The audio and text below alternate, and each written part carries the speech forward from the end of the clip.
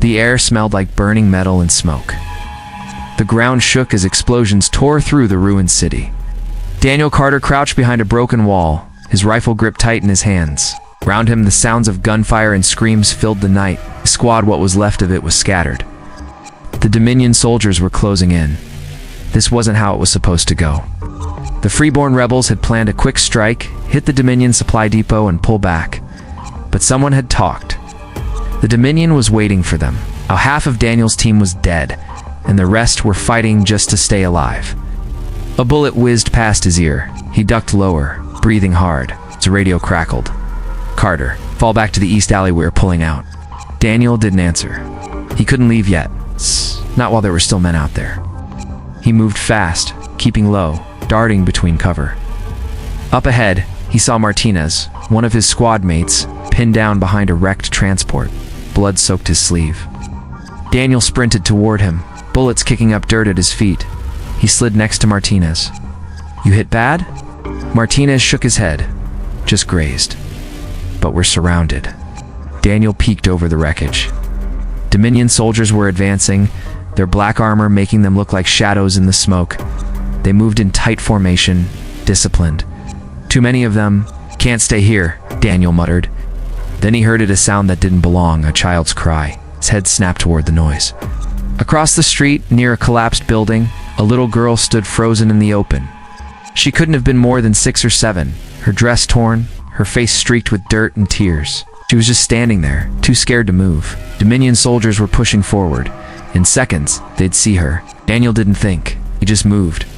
"Cover me!" He shouted to Martinez before bolting into the open. Bullets flew. One clipped his shoulder, but he didn't stop. He reached the girl just as a Dominion soldier turned, rifle raised. Daniel didn't hesitate. He wrapped his body around the child, shielding her just as the soldier fired. The impact felt like a hammer slamming into his back. Pain exploded through him. He gritted his teeth, holding the girl tighter as they hit the ground. Silence, then footsteps. Heavy boots surrounded them. Daniel expected the final shot, but it didn't come. Instead, a voice, cold, commanding. "Hold your fire." Daniel looked up. A woman stood over him, dressed in the sharp uniform of a Dominion officer. Her eyes were hard, but something flickered in them when she saw the child in his arms. The little girl stirred, looking up at the woman. "Aunt Victoria?" The woman Victoria didn't answer right away. Her gaze locked onto Daniel. "You shielded her." Daniel coughed, blood on his lips. "She's just a kid." Victoria's expression didn't change, but after a long moment, she gave a single nod. "I take him." Hands grabbed Daniel, pulling him up. Pain blurred his vision. The last thing he saw before darkness took him was the little girl. Lena reaching for him as the Dominion soldiers dragged him away. And then nothing. Pain was the first thing Daniel felt when he woke up. Sharp, burning ache in his back where the bullet had hit him. His vision was blurry at first, but slowly the room came into focus. White walls, bright lights, the smell of antiseptic, a medical bay. He tried to move, but his wrists were locked in metal cuffs, chained to the bed. A door slid open. Footsteps. The woman from the battlefield walked in. Victoria. Up close, she looked even colder. Her dark hair was pulled back tight, her uniform perfectly pressed. No emotion on her face. Behind her stood 2 armed soldiers, rifles ready. Daniel glared at her. "Going to execute me now." Victoria didn't answer right away. She just studied him, like he was a puzzle she was trying to solve. Then she spoke.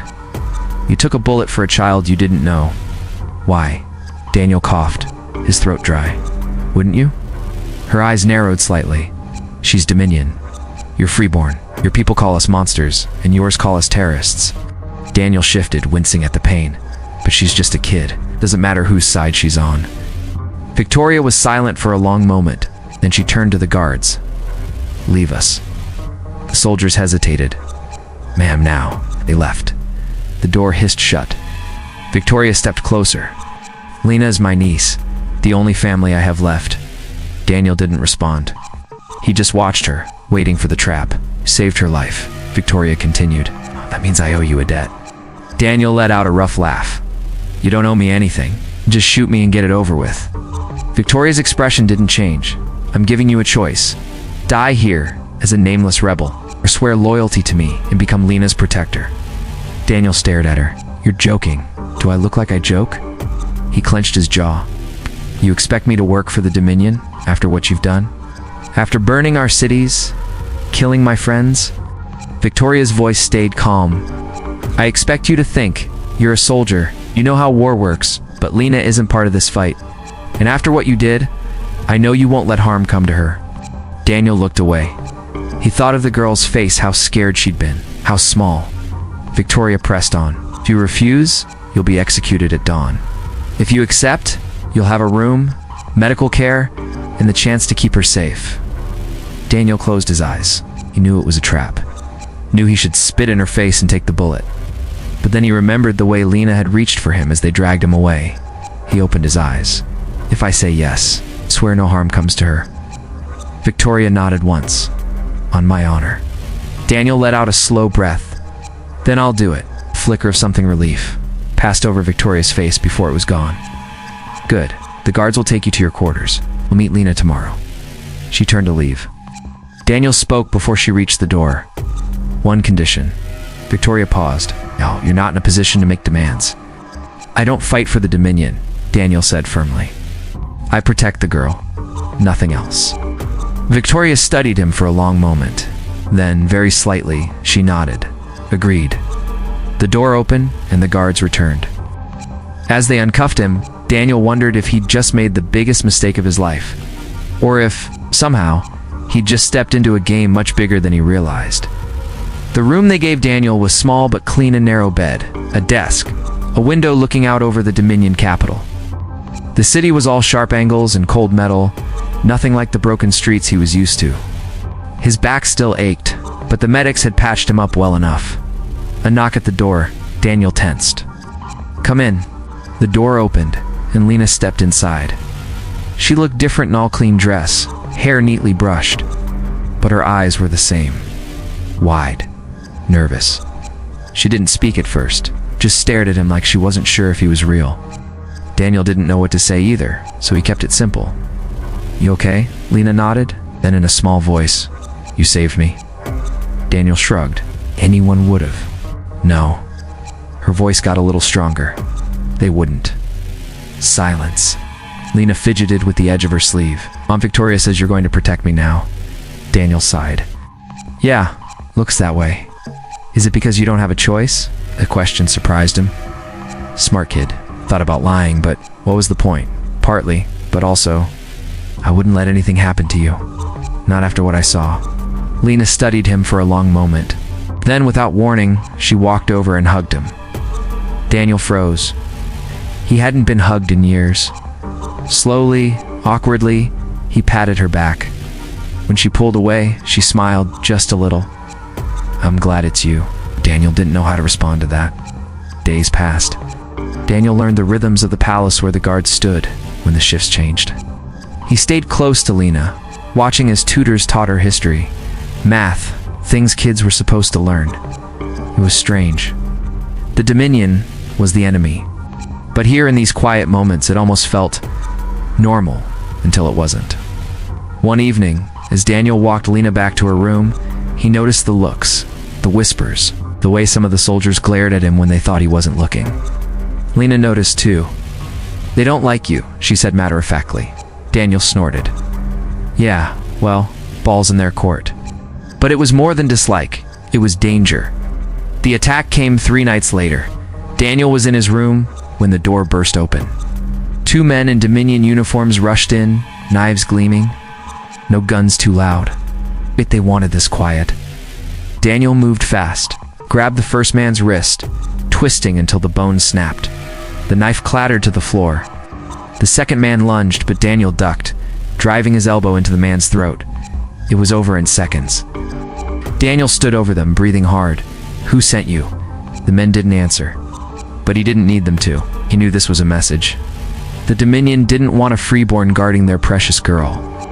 Daniel dragged the men into the hall, letting the guards find them. Then he went straight to Lena's room. She was awake, sitting up in bed. Daniel, what's wrong? He didn't sugarcoat it. Someone just tried to kill me. They might come for you next. Lena's eyes widened, but she didn't panic. What do we do? Daniel grabbed a bag, started stuffing it with clothes, food. We run. But Aunt Victoria won't be able to protect you if her own people turn on her. Daniel tossed her a coat. Put this on. We're leaving. Alina hesitated for only a second before obeying. As they slipped out into the night, Daniel knew one thing for sure.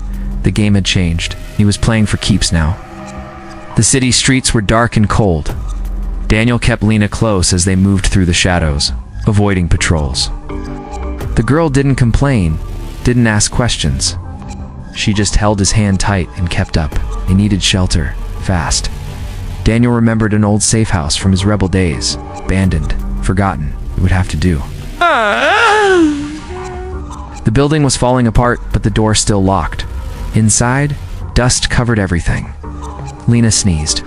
You okay? Daniel asked. She nodded. Just dirty. He checked the windows, made sure they were covered. Then he pulled out the food he'd grabbed. Eat, then sleep. Lena took the bread but didn't bite. What happens now? Daniel sighed. I don't know. Silence. Then, very quiet, Lena said, I'm scared. Daniel looked at Horelli. Looked, she was just a kid. A kid caught in a war she didn't understand. Sat beside her. Me too. That seemed to surprise her. You are... Yeah, but being scared means you're smart. Only idiots aren't scared. Lena almost smiled, then her face fell. Do you think Aunt Victoria is looking for us? Daniel didn't answer right away. He thought about the woman who'd ordered him chained to a bed. The same woman who'd spared his life. Yeah, he said finally. I think she is. Morning came too soon. Daniel woke to the sound of boots outside. Lots of them. He'd grabbed Lena, pressed a finger to his lips. She understood. The door burst open. Daniel moved in front of Lena, ready to fight, then stopped. Victoria stood in the doorway. Alone. She looked different. No uniform, just plain clothes. Dark circles under her eyes. Lena gasped. Aunt Victoria? Victoria's face softened for just a second when she saw Lena. Then she looked at Daniel. We need to talk. Daniel didn't move. You here to take us back? No. Victoria stepped inside, closed the door. I'm here to ask for your help. That surprised him. My help. Victoria took a deep breath. The men who attacked you, they work for General Rourke? He's been running the war behind my back, killing civilians, burning villages, making sure the fighting never ends. Daniel stared. And you didn't know? I was a fool, Victoria said, voice tight. I trusted my advisors. But when you disappeared with Lena, I started looking, found the truth. Lena tugged Daniel's sleeve. We have to help her. Daniel looked between them. The queen who'd been blind, the girl who still believed in her, and himself, the soldier caught in the middle. Fine, he said. What's the plan? Victoria's eyes burned with something new. We take back my army, and we end this war. Daniel almost laughed. Just like that? No, Victoria said. Not just like that. She pulled a small device from her Pokita data chip. Everything we need is here. Proof of Rourke's crimes. Orders he signed. Everything. Daniel took it. And what do you want me to do? Victoria met his eyes. Get this to your people. The freeborn won't trust me, but they might trust you. Daniel turned the chip in his fingers. It was crazy, impossible, but so was saving an enemy child. All right, he said, let's end this. Outside, the first light of dawn touched the broken city. Somewhere, a war waited to be finished. The data chip burned in Daniel's pocket as they slipped back into the capital. Victoria led them through secret passages beneath the palace, places even most guards didn't know about. The air smelled of damp stone and old metal. Lena stayed close to Daniel, her small hand gripping his. Is this really going to work? She whispered. Daniel squeezed her hand back. It has to. Victoria stopped before a heavy door. She pressed her palm against a hidden scanner. The door slid open with a quiet hiss. Inside was a small room filled with screens and equipment. My father's old war room, Victoria said. The council thinks it's been sealed for years. Daniel plugged the data chip into the main console. Files exploded across the screens. Battle plans, secret orders, execution lists. The truth of the war unfolded before them. Victoria pointed to one document. This proves the council ordered the attack on freeborn civilians last month. And this, she swiped to another file, shows they plan to remove me once Lena came of age. Daniel's stomach turned. They were going to kill you? Politics? Victoria said bitterly. She looked at Lena. I couldn't let that happen. Lena stared at the screens, her face pale. What do we do now? Daniel studied the files. We get this to the people. Both sides. Victoria nodded. I've arranged a broadcast, but we'll only get one chance. The palace alarms began wailing an hour later. They know, Victoria said, watching security feeds. Council guards swarmed the halls. Daniel checked his stolen pistol. Only 4 rounds. How long? 10 minutes, until the broadcast goes live. Victoria turned to Lena. You need to hide. Lena shook her head. I'm staying with you. Daniel knelt before her. Listen to me. If this goes wrong, ... It won't, Lena said fiercely. The child was gone from her eyes. A crash came from down the hall, shouting. Closer. Victoria took a deep breath. It's time.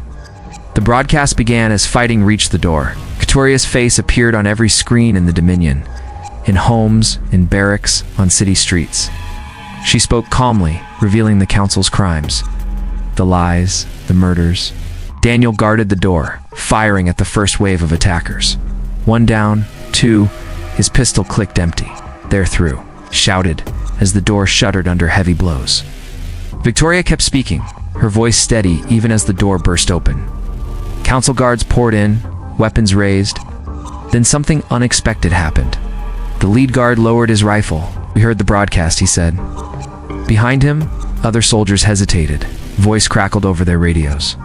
All units stand down. Repeat. Stand down. Us. Silence fell. Victoria stepped forward. The council is finished. The war is finished. She looked at Daniel. If you'll have peace. Daniel thought of all he'd lost. They'd all lost. Then he looked at Lena, standing brave between them. We'll have peace, he said. The days that followed were chaos turning to calm. The council members were arrested. Victoria's true rule began. On the palace steps, before thousands, she announced the ceasefire. Beside her stood Daniel, no longer a prisoner, no longer a rebel, just a man who had chosen mercy over hate. Lena held both their hands as the crowd cheered. That night, as fireworks lit the sky, Daniel found Victoria watching from a balcony. You kept your promise, she said. Daniel nodded. So did you. Lena joined them, sleepy but smiling. Does this mean we're family now? Victoria and Daniel exchanged a look. In that moment, they both knew the answer. Yes, Daniel said, ruffling Lena's hair. I guess it does. The war was over. Something better had begun.